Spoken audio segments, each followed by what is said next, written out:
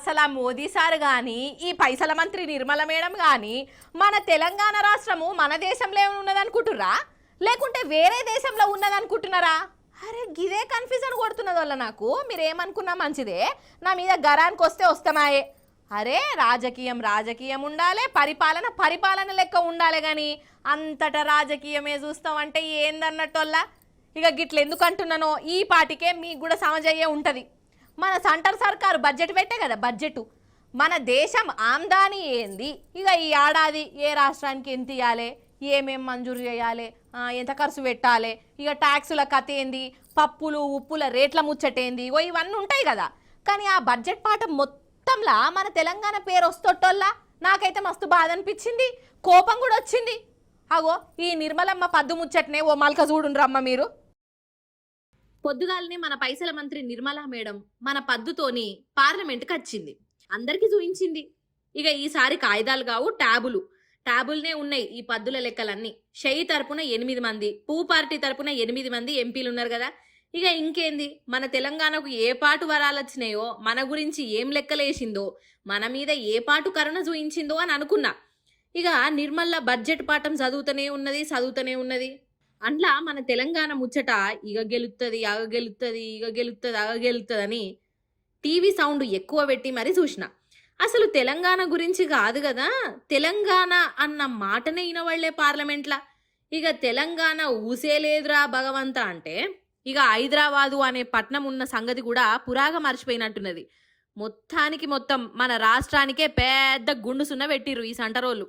A new 2,400 megawatt power plant will be taken up at a cost of 21,400 crore, and sports infrastructure in Bihar will be constructed.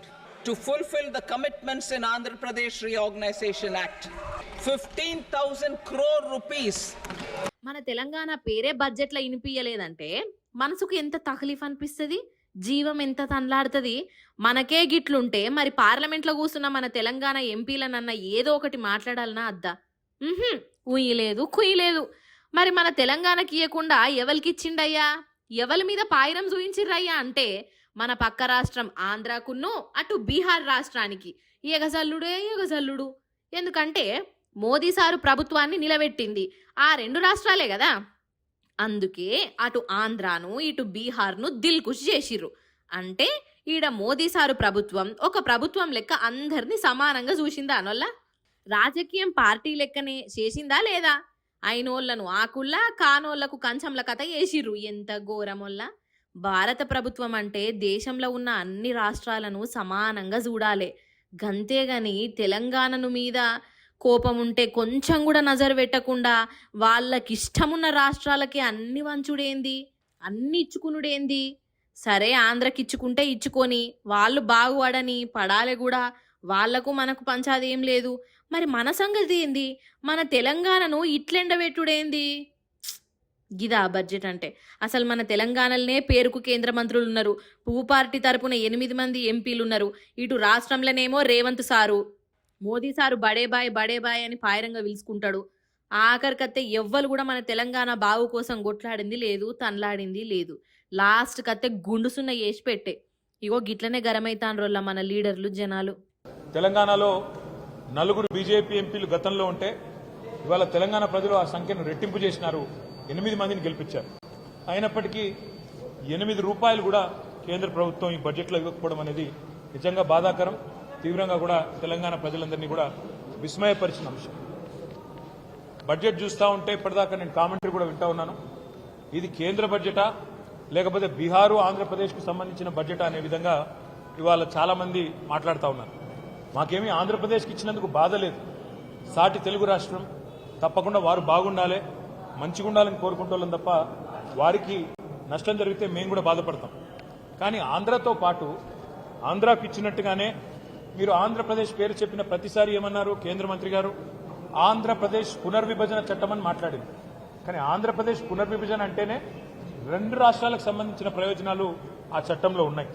కానీ మొత్తం speech కాపీలో ఎక్కడ కూడా కనీసం తెలంగాణ అన్న పదం కూడా మంత్రి గారు మాట్లాడకపోవడం బాధాకరం. ఓషిని కథ సలగుండా శంకర్ దాదా ఎంబీబీఎస్లు షెట్టుకోడు పుటకోడు మోపైండు కదా. అయ్యో గదేనోళ్ళ దొంగ డాక్టర్లు అసలు ఏండ్లకేండ్లు పగలు రాత్రి కష్టపడి డాక్టర్ చదువులు చదువుకున్న వాళ్ళ కంటే కూడా చదువు అబ్బనోళ్ళు శుద్ధ మొద్దులు దొంగ చదువులు చదివిన వాళ్ళే డాక్టర్లకు మస్తు ఫేమస్ అవుతున్నారు వాళ్ళ. అరే నిజమంటే అంత లావైతే ఖమ్మం జిల్లాలో చూడుండ్రోళ్ళ ఒక దొంగ డాక్టర్ వేషం ఎట్లుందో.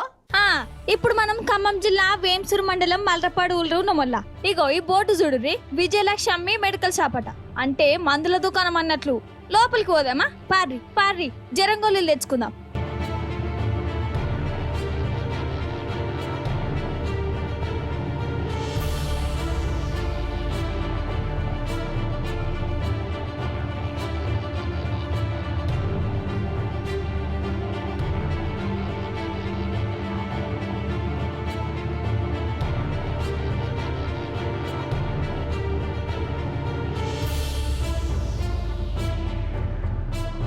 ఓష్ని మందుల దుకాణంలో చూడరి జనాలు గ్లూకోజ్ లెక్కించుకుంటుర్రు. ఇగో పాపం గినకు బీమార్ వచ్చినట్టుంది, ట్రీట్మెంట్ కోసం వచ్చిండు కావచ్చు. అయితే పేరుకు మందుల దుకాణమే కదా అని దీన్ని దవాఖాన లెక్క తయారు చేసుకున్నాడు ఒక మహానుభావుడు. మెడికల్ దుకాణం పెట్టుకునే చదివి ఎంబీబీఎస్ డాక్టర్ లెక్క ఏషం కట్టిండు. మంచిగా పెద్ద దవాఖాన లెక్క అంత సెట్ చేసి ఈయననే ట్రీట్మెంట్ చేస్తుండలా. అగో అంటే డూప్లికేట్ డాక్టర్ అన్నట్టు. డూప్లికేట్ వైద్యం చేసి మంది దగ్గర పైసలు గుంజుతుండు. అంటే ట్రీట్మెంట్ ఈయననే చేస్తే ఏండ్లకేండ్లు ఎంబీబీఎస్లు ఎంఎస్లు చదివిన వాళ్ళందరూ బక్రగాళ్ళ దివానగాళ్ళ లేకుంటే ఏంది మరి? ఈయన చదివింది చేస్తున్న పనేంది? జనాల ఆరోగ్యంతో గీతీల కబడ్డీ ఆడుకునుడేంది? కాతకున్న వాడెత్తు డాక్టర్ రాసిచ్చిన షిట్టిని చూసి మంది గొల్లులు ఇచ్చుడు ఈయన పని. కానీ ఈయననే డాక్టర్ అయిండు, ఈయననే కాంపౌండర్ అయిండు, ఈయననే మెడికల్ దుకాణ పైన అయిండు, ఆల్రౌండర్ అయిపోయిండు. ఇట్లా చాలా ఏళ్ల సంది దందా నడిపిస్తుండట. ఇక పెద్ద సార్లు షేకింగ్ చేసే వరకు ఈయన బండారం అంతా బయటపడ్డది. ఇగో గిట్ల మోపై రోళ్ళ డూప్లికేట్ గాలు కాదల్లా పైసలు కమాయించుకునేందుకు మంది పానాలు దొరికినాయా? వీళ్ళ కడుపు రింపుకునేందుకు జనాలతో ఆడుకునుడేంది? కథకున్న వాడెత్తు.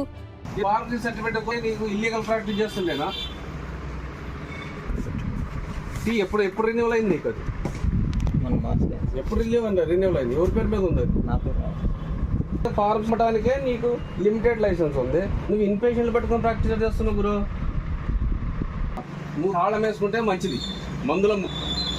లేదనుకుంటే మళ్ళీ రేపు ఈ టైమో ఎల్లుండి ఈ టైం అంటే ఖచ్చితంగా నీ క్రిమినల్ కేసు బుక్ చేసి. ఇప్పుడు నేను మిమ్మల్ని ఒక బ్యాంకుకు తోలుకపోతా. బ్యాంకుకు. ఏం బ్యాంక్ అబ్బా? ఆంధ్ర బ్యాంకా లేకుంటే స్టేట్ బ్యాంక్ అని అనుకుంటున్నారా? స్టేట్ బ్యాంకు కాదు, స్టీల్ బ్యాంకు. Steel bank. అరే అవంటనోళ్ళ స్టీల్ బ్యాంకుకే పట్టుకపోతా. ఇక ఇది సిద్దిపేటలోనే ఉన్నది. ఈ బ్యాంకు గురించి ఇప్పుడు దేశం అంతా మాట్లాడుకుంటాంది. పాండ్రి మరి మనం కూడా ఆ స్టీల్ బ్యాంకుకు పోయి అక్కడ ముచ్చట్లేంది, అందులో ఏం దొరుకుతుంది, ఏంది కథ అరుచుకొని వద్దాం రాండ్రి. ఇగో గిదేనోళ్ళ నేను చెప్పిన స్టీల్ బ్యాంకు సిద్దిపేటలో ఉన్నది. లోపలికి పోయి చూద్దాం పాండ్రి. అవో స్టీల్ గిన్నెలు, భగోనలు, గిలాసలు, శంషాలు అగో ఎంత మంచిగా చదిరి పెట్టుకుంటున్నారో చూడుర్రి. ఇదే స్టీల్ బ్యాంకు. ఈడ దొరకని స్టీల్ సామాన్ అనేదే ఉండదు. అట్లా నీదేమన్నా స్టీల్ దుకాణం అనుకోగల్లా? కాదు బ్యాంక్ అని చెప్తే కదా. అంటే ఏంటంటే ఎవరన్నా దావతులు చేసుకున్నా, ఫంక్షన్లైనా ఈ కాలం అంతా ప్లాస్టిక్ గిలాసలు, ప్లాస్టిక్ గిన్నెలు, ప్లాస్టిక్ శంషాలే వాడుతాండ్రు కదా. ఇక అట్లా ప్లాస్టిక్ వాడుడు మంచిదేనా? అసలు భూమే ఖరాబ్ అవుతుంది, వాతావరణం ఆగమాగం అవుతుంది. ప్లాస్టిక్ తోని ఎంత హరిగోస వాడతామో ఎరకయ్యి కూడా వీటిని వాడుతుంటాం. అందుకే ఇగో ఈ ప్లాస్టిక్ లొల్లి సిద్దిపేటలో ఉండద్దని మన హరీష్ అన్న స్టీల్ బ్యాంకును ముంగట పెట్టిండు. ఇక సిద్దిపేటలో మొత్తము 43 వార్డులుంటే అందులో 34 వార్డులల్లా ఇప్పుడు ఇగో ఈ స్టీల్ బ్యాంకులు ఉన్నాయి. సిద్దిపేటలో ఏదైనా ఫంక్షన్ అయినా, పెళ్లిళ్ళు అయినా, ఏమైనా కానీ స్టీల్ బ్యాంకుకు రావాలి. గిన్నెలు, గిలాసలు కిరాయికి తీసుకోవాలి. ప్లాస్టిక్ అనేదే ఉండదన్నట్టు. ఎంత గొప్ప ఆలోచన కదా.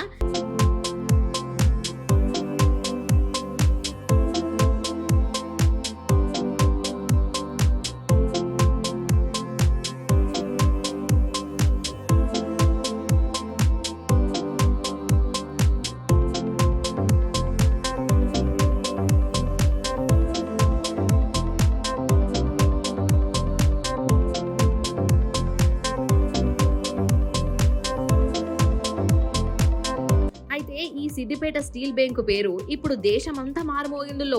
బడ్జెట్ కు ఒక రోజు ముందు కేంద్రం వాళ్ళు ఆర్థిక సర్వే పెడతారు కదా. ఇక ఈ ఆర్థిక సర్వేలా సిద్దిపేట స్టీల్ బ్యాంకు ముచ్చటెళ్ళింది. దేశమంతా ఇటువంటి బ్యాంకులుంటే అసలు ప్లాస్టిక్ అనేదే ఉండదు. వాళ్ళు మంచి ఉపాయం చేసిర్రు అని తారీఫ్ చేసిర్రు. నిజంగా గ్రేట్ కదా. ఇక ఇప్పుడు ఏంటిదంటే మన ముచ్చట్లకు కొందరు అతిరథ మహారథులు వచ్చిర్రు. వాళ్ళెవలబ్బా అని అనుకునేరు. మాయా లేదు, మంత్రం లేదు. మనిషి కనబడితే నగలు మాయం చేసి మంది కొంపలు ముంచే మాయల మరాఠీలు. అర్థమైంది కదా? గదేనొల్ల రోడ్ సైడ్ దొంగలు అన్నట్టు. అసలైతే ఈ దొంగల నడుమ ఉన్న ఐక్యమత్యం చూస్తే వాళ్ళ నడుమ ఉన్న ఏమో అంటారు చూడు వల్ల కమ్యూనికేషను, కోఆర్డినేషను, రెస్పాన్సిబిలిటీ చూస్తే నాకు జర పరిశాన్ అనిపిస్తుంది వల్ల. చూడరాజురే మీరు కూడా. ఫస్ట్ ఇగో ఈ ప్రేమ జంటను చూడురులా, ఒకరికి ఒకరు మనసున మనసై తేనె మనసులు ఇగో గీ టైప్ అన్నట్టు. ఓష్ని దొంగలు ముచ్చటని తీసి గీ ప్రేమ జంటని ఎందుకు చూయిస్తుర్రో అనుకోగల్లా. అనుకోకుర్రి, వీళ్ళు దొంగ ప్రేమికులు అన్నట్టు. ఎవరన్నా కనబడితే చాలు అటక ఇస్తారు, మత్మర్పిచ్చి వాళ్ళను నిలువు దోపిడికి ఎత్తారు. పోలీసులకు దొరికి ఇప్పుడు ఒకరికొగలకు నీకు నేను నాకు నువ్వు అనుకుంటా షిప్పకూడదు తింటుర్రు అన్నట్టు. అంతేనా సారు? అసలు ఏమైంది? మన మహబూబ్నగర్ జిల్లాలో 2 కేసులు మన హన్వాడ ఏరియాలో అయినాయి. అంటే షేక్ మొహమ్మద్ అని, ఇంకొక ఆమె పేరు ఉమా. ఇద్దరు కలిసి ఏం చేసిరంటే, మన ముసలోళ్ళు అమాయకులు ఉంటారు కదా, బస్ స్టాండ్ దగ్గర సింగిల్గా నిలబడతారు కదా, వాళ్ళ దగ్గరికి పోయి ఎక్కడికి పోవాలని అడుగుతారు. వాళ్ళు మేము పలానా ప్లేస్కి పోవాలంటే మేము అటే పోతున్నాం రాయండి అని చెప్పి ఎక్కించుకొని పోయి వాళ్ళని మాయమాటలు చెప్పి ఊరు బయటికి తీసుకుపోయి, ఆ ఊరు బయట అంటే ఎవరు లేని ప్రదేశంలో తీసుకుపోయి వాళ్ళని భయపెట్టి ఆ చెవుల కమ్మలు సంపుతామని భయపెట్టి మొత్తము గుంజుకోవడం జరిగింది. వాళ్ళ దగ్గర ఉన్న పుస్తలు కానీ రింగులు ఉంటాయి కదా, చిన్న చిన్న చెవుల రింగులు, అవన్నీ అవి మొత్తం ఇప్పటి వరకు 5 కేసులలో అట్లా దొంగతనం చేసారు వాళ్ళు. 5 కేసులలో 9 తులాల బంగారం పోయింది. వాళ్ళని ఇంటరాగేషన్ చేస్తే వాళ్ళు ఈ దొంగతనాలు 5 దొంగతనాలు ఒప్పుకోవడం జరిగింది. అందులో అన్ని రికవర్ చేసినాం. అగన్నట అయితే ఇగో వీడు షేక్ మొహమ్మద్, ఈమె పేరేమో ఉమా. మన మక్తల్ దగ్గరున్న రుద్ర సముద్రం ఊరోళ్ళు లవ్ బర్డ్స్ అట. అయితే మనకెందుకు గాని, కానీ వీళ్ళిద్దరు కూడి దొంగతనాలకు దిగబడ్డరోలా. ఇట్లా 5 తాన గిట్లనే నగలెత్తుకుపోయిరట. ఇగో నగలు చూడుర్రి. ఇక వీళ్ళు మళ్ళీసారి గిట్లనే రంగంలోకి దిగి కళాపోషణ యూయిస్తుంటే దొరికిపోయిర్రు. మహబూబ్ నగర్ కాడ అట్లున్నదా? ఇక ఇప్పుడు నిర్మల్కి పోదాం పారి. ఇగో ఈడ 2 అక్కలు మాట్లాడుకుంటురు కదా. అయితే ఈ అక్క రోడ్డు మీదకి వెళ్ళి నడుచుకుంటూ పోతుందోలా. అప్పుడే 2 దేడిదిమ్మగల్లొచ్చి గొలుసును గుంజుకోపోయిర్రు. ఆగో పాపం రోడ్డు మీద పడిపోయింది కదా. ఈ దొంగల దవడలు దగ్గర పడ వీళ్ళిడ షైన్ గుంజుకోపోయారు కదా. ఇంకా జర సేపటికి వేరే జాగాకు పోయి ఆడ కూడా గదే కథ చేసిరట. వాళ్ళ చేతులకు జట్టలు ఉట్ట, వాళ్ళని మైసమ్మ మాయం చెయ్య. రాత్రి కూడా కాదల్లా, పగలే గిట్ల ఎందుకు రెచ్చిపోతురు కావచ్చు. ఈ దొంగలకు గింతగానం ధైర్యం ఎట్లొచ్చింది కావచ్చు, పోలీసులకే తెలవాలే అని అంటురు పబ్లిక్.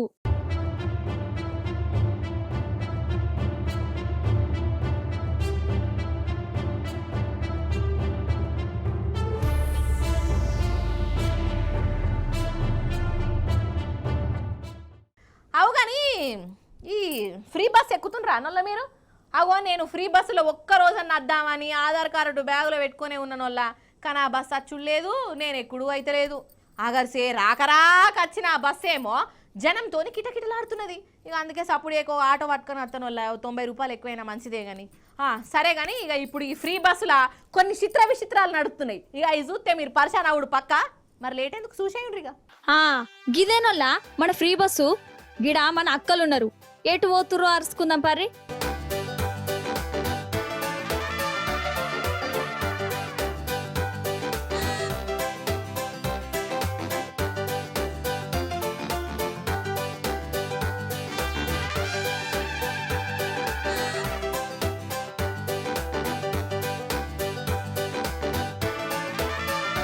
అగో చూసిర్రా ఏం చేస్తుండల్లా, ఎల్లిగడ్డల పొట్టు తీస్తుండల్లా.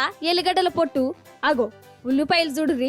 మంచిగా షాటలు ఎల్లిగడ్డలు తెచ్చుకొని ఫ్రీ బస్సులో ప్రయాణం చేసుకుంటా ఎంతో పురుసతుగా పన్నెల్ల తీస్తురో కదా, అట్లుంటది మరి.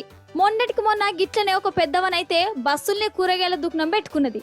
కాయగూరల గంప తెచ్చుకొని ఈ స్టాప్ నుంచి ఆ స్టాప్ దాకా ప్యాసింజర్లకు బీరకాయలు, బెండకాయలు, బచ్చల కూరలు అమ్ముడు పెట్టింది.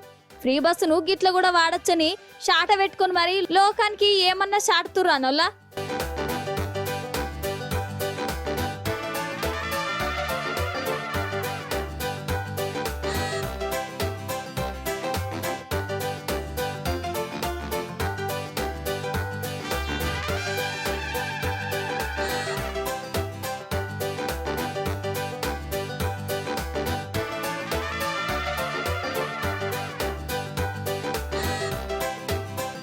బస్సు పెట్టుడు మంచిదే, అది తప్పని ఎవ్వరు అంటలేరు. కానీ ఆ ఫ్రీ బస్సులతోని ఎన్ని లొల్లీలు జవడాలు టైం పాస్ బాటానీలు అవుతున్నాయోల్లా. ఫ్రీ బస్సు పేరు చెప్పి చక్కగా పోయే బస్సులను కూడా తగ్గిచ్చిర్రు. ఆడోళ్ళు కనబడితే ఆపకుండానే పోతుర్రు. ఉన్న బస్సులనేమో మంది ఎక్కువైతురు. సీట్ల కాడలోళ్ళే జుట్టు పట్టుకుని అనుకుంటుర్రు. ఆడోళ్లకు మొగోళ్లకు నడుమ లేనిపోని పంచాదులు. ఇక ఇప్పుడు ఇసొంటి చిత్ర విచిత్రాలు. నిజంగా మన తెలంగాణ అంటేనే ప్రకృతి అందాలకు అసలైన అడ్రస్. ఇక ఆనకాలంలో మన కాడ చెరువులు నదులు ప్రాజెక్టులు ఎట్లా కనబడతాయి వల్ల.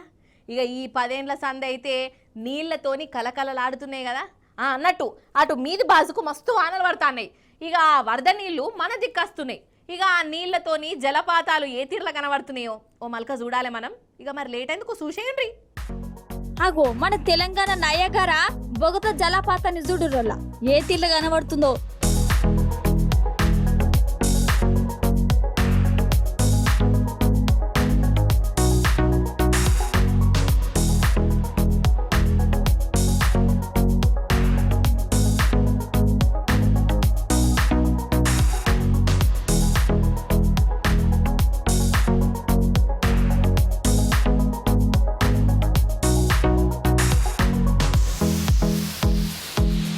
అసలు నన్ను అడిగితే బాహుబలి సినిమా జలపాతం కూడా పనికే రాదు కదా. అయితే పచ్చని కొండల నడమ ఎగిరెగిరి పారుతున్న ఈ బొగతను చూసేతందుకు 2 కళ్ళు సాలనే సాలతలేవు. అందుకే ఎక్కడెక్కడికెళ్ళో ఈడికొచ్చి ఈ నీళ్ళ అందాలను చూసి మురిసిపోతుర్రు.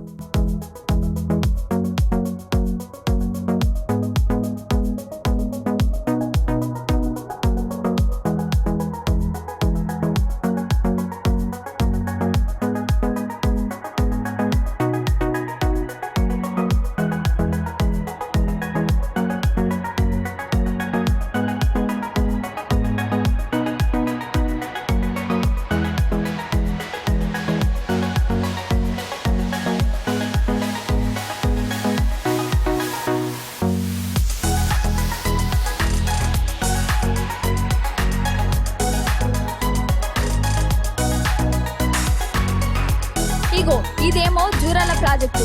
అటు కర్ణాటక దిక్కు బొచ్చెడు వానలు కదా, అక్కడి వరదలు చేయబట్టి మన జూరాల ప్రాజెక్టు నిండుకుండ లెక్క మారింది. 37 గేట్లనెత్తిర్రు.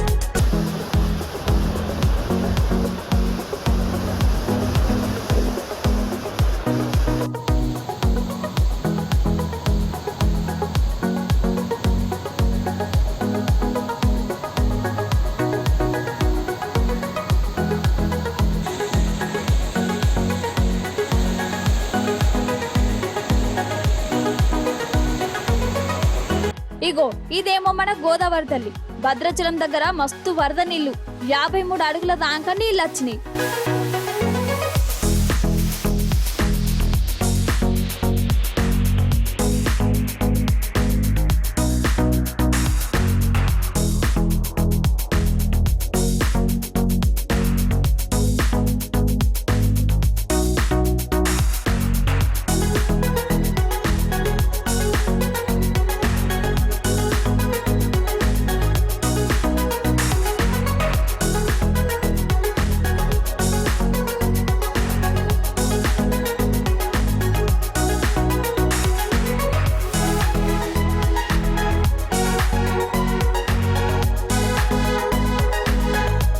తెలంగాణలో ఎటు చూడు జలపాతాలు ప్రాజెక్టులు నీళ్లతోని కలకలలాడుతున్నాయల్లా. నీళ్లను చూసేతందుకు జనాలు కూడా తవ్వబడుతుర్రు. చూస్తే చూడరి గాని జర దూరంకెళ్ళి చూడరి. సెల్ఫీలు రీళ్లు మన్ను మాషనం అనుకుంటా పర్ఫార్మెన్స్లలో పడిపోతే అసలుకే మోసం అయిపోతుంది. పైల మరి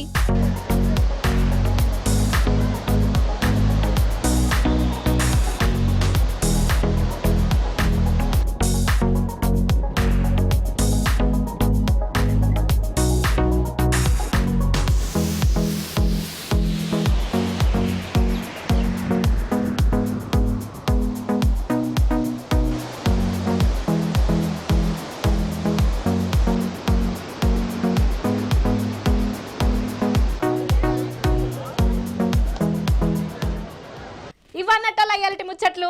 మళ్ళీ రేపు వస్తుంది కదా మీ మల్లీశ్వరి. అప్పుడు వచ్చేటప్పుడు ఇంకిన్ని ముచ్చట్లతో కలుస్తుంది. అప్పటిదాకా మీరైతే చూస్తూనే ఉండు టీ న్యూస్. నేను ఉంటా మరి. నమస్తే, టాటా.